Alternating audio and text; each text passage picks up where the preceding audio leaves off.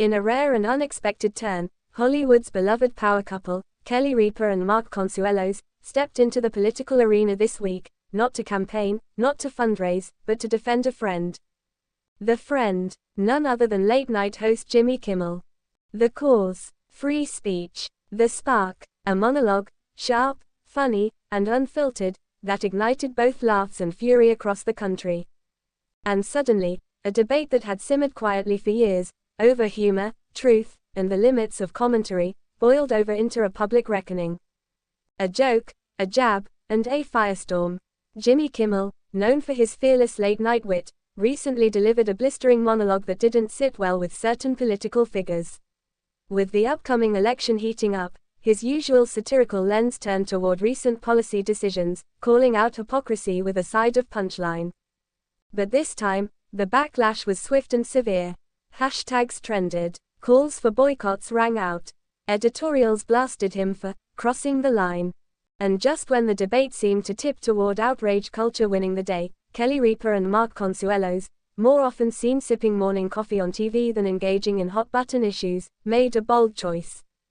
They spoke up. The statement, in a joint post on social media, accompanied by a smiling backstage photo of the trio, the couple wrote, "We've known Jimmy for years. He's generous, kind, and deeply committed to this country.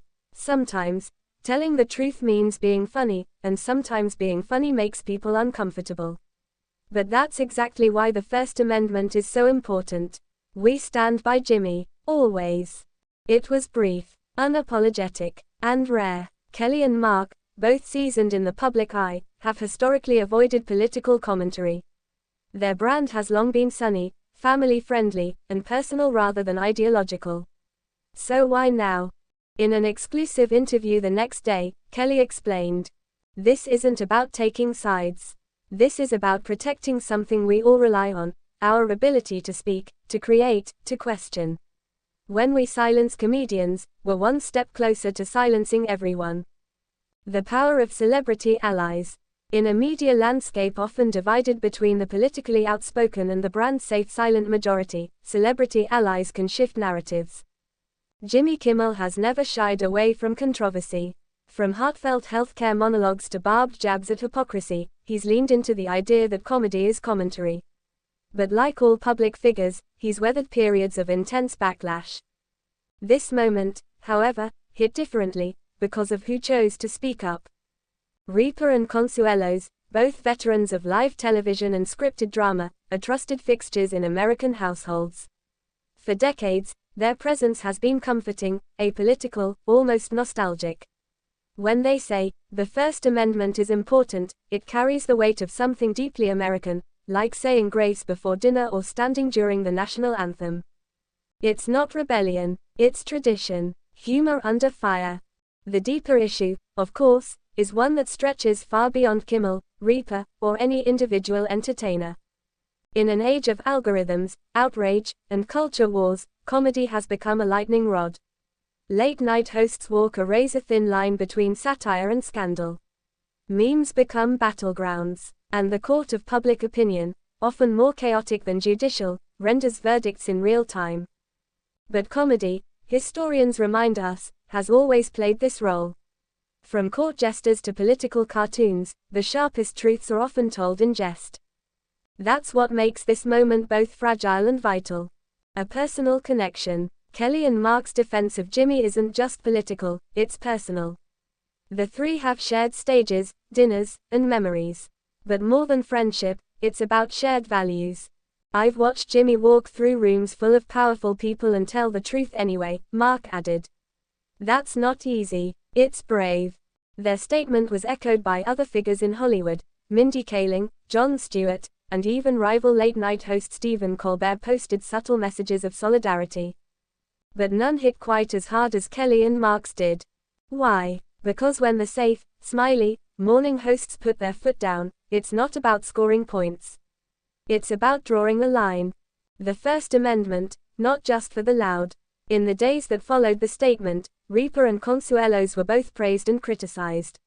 Some fans lauded their courage, others questioned their timing. But the central issue remains. What does the First Amendment mean in 2025? To many, it has become a buzzword.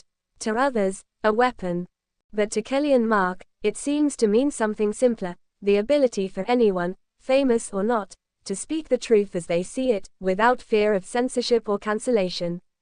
We're not politicians. We're parents. We're performers. We're people who love this country, Kelly said during a segment of Live with Kelly and Mark.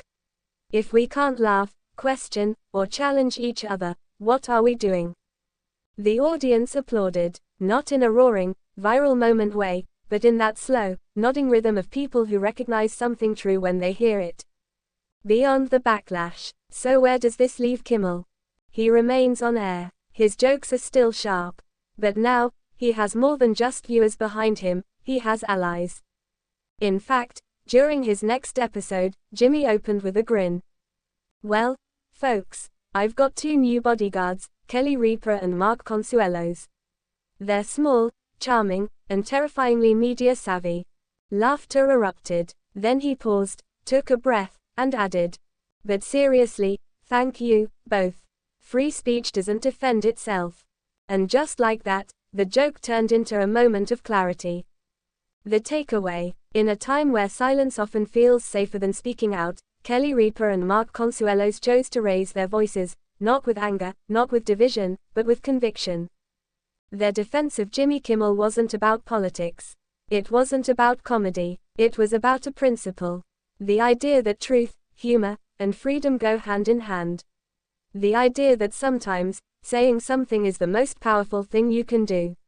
And in an America that often forgets how to listen, that's something worth applauding.